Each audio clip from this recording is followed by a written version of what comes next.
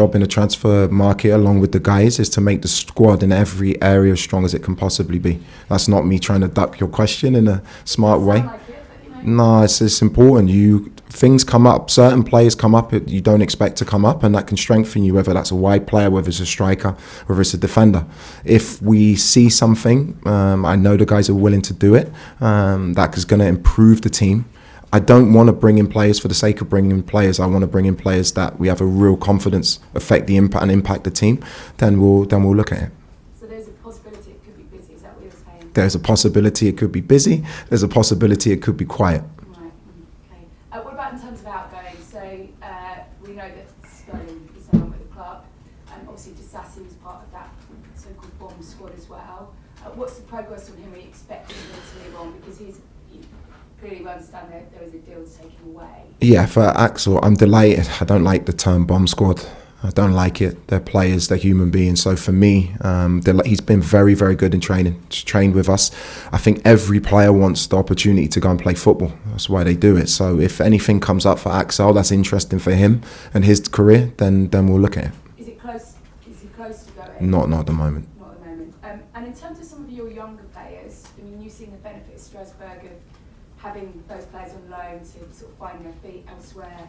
So we've got sort of Adjupong, George, and maybe Gu. Any of those guys that haven't played an awful lot under you, are you looking at maybe sending those out on loan? Because I guess...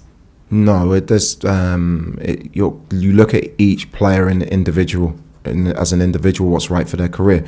So Mark, he's at the moment, Liam and Zhao are playing really, really well, but we need cover in that area of the pitch, and Mark was fantastic for me against Arsenal. Tyreek, unfortunately for him, hasn't had many minutes, so it's a different individual situation for him. Josh is an outstanding player. I want Josh with me. So they're all individual things. You can't put the three of them together. Okay, and just finally for me then, a little bit of team news, and we've managed to get through the first 5 minutes without a Cole Palmer question. It's good. So, how did he come through the 45 minutes, and when do you feel that you might start getting a 90 out of him? Well, I think how he came through with 2 assists and an outstanding performance. But I mean afterwards, in terms of reaction to he's whether or not he's absolutely fine. Go again, and can you start getting 90 out of him? Because I'm sure that's what he wants. That's what he wants. That's what I want. But yeah, he's available to start tomorrow. So really, really happy about that. Like any player being available to start. I want to make sure the players, when Cole or Romeo Lavia or Enzo Fernandez is at the top level, they're top players, and we want to make sure they're at their top level. And I think Cole showed really good signs of that on Wednesday night. He's happy after? He's always happy. Thanks, Gail. For Charlie. Hi, Liam. Hi. You just mentioned Enzo Fernandez. It will be nearly 3 years to the day that Chelsea signed him this weekend. You mentioned he is a top player when he's fully fit. How much better of a player do you think he can get? It's a great question. He's already an outstanding, world-class player. He's not surprised me, but it's been amazing to get to know him. He's a winner. Obviously, he's done incredible things already in his young career, but you can understand why, because his standards, his habits in training, he wants to learn, he asks tactical questions. That's why he is the player that he is, and that's the reason why he'll keep improving. And while I'm here, I'm really excited to see what we can get out of him, because he's a magnificent guy and a top player. There's a lovely moment between you and Charles Pedro after the Napoli win, caught on camera. You were doing the interview with Chelsea TV, and then you come up behind him and you said, Gaffer's great, and it's a nice moment. He has to be fair, to stay in the team. It was just a nice moment that perhaps fans don't really get to see, and I suppose we don't get to see. So, how would you describe your connection with the players a couple of weeks in it, and what would you say has been the best part of this job so far?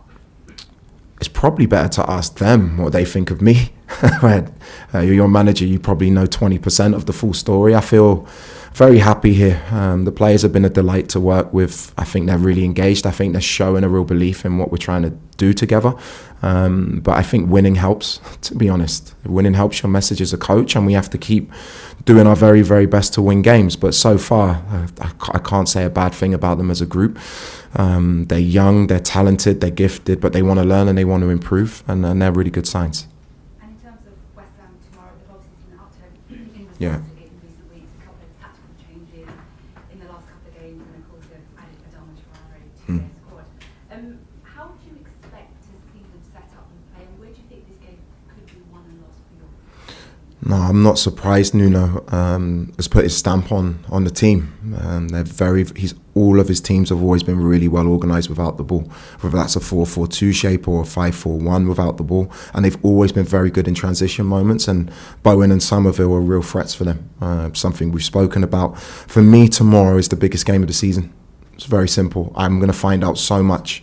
We're in a good place. If you want to be a consistent winning team, these are the games where you have to step forward and not be complacent after an away win in Italy to come back 3 days later. I want to see the consistency levels of the groups. That's why, for me, this is a massive mark of where we're really at. Thanks for Charlie. John? On Cole Palmer, you said about João Pedro, he's been in your office 3 or 4 times, he's sick of talking to you. Does that kind of approach work with someone like Cole Palmer, or is it horses for courses and you maybe try something else with him, or has he been in with you as well? He's been in a few times. I haven't got time. I've got to get to know the players. I've got to get to know them, what makes them tick. Each player is an individual, as a human being, their personality traits, what they need. Some players need a lot of attention. Other players need leaving alone. I understand that. Whether it's João or Cole or Enzo or Moy or Reece, I try and treat them for who they are and try and get the best out of each individual, and hopefully that can happen for Cole. The win in Naples was obviously a massive win for the players, for the club, but how important was it for you and what you're trying to do here? I was asked that question Wednesday night. It's not about how important it is for me, it's how important it is for the club. How important. Because the profile of the manager is so high here, especially when you first come in. So surely it is about you as well? I'm part of a team, I'm part of a club, I'm part of an organisation. I don't walk away from the game in Naples going, oh, that was massive for me. That's not what it's about. It was massive that we got through. I don't see life in that way. It's not, we need to keep winning games of football. That's done. My focus is now on West Ham. It's not about a statement win or what people say outside of the club about me. Doesn't make any difference. I want to win each game that we play, or what people think. And the way you make people like you is to win. And just final one on the transfers.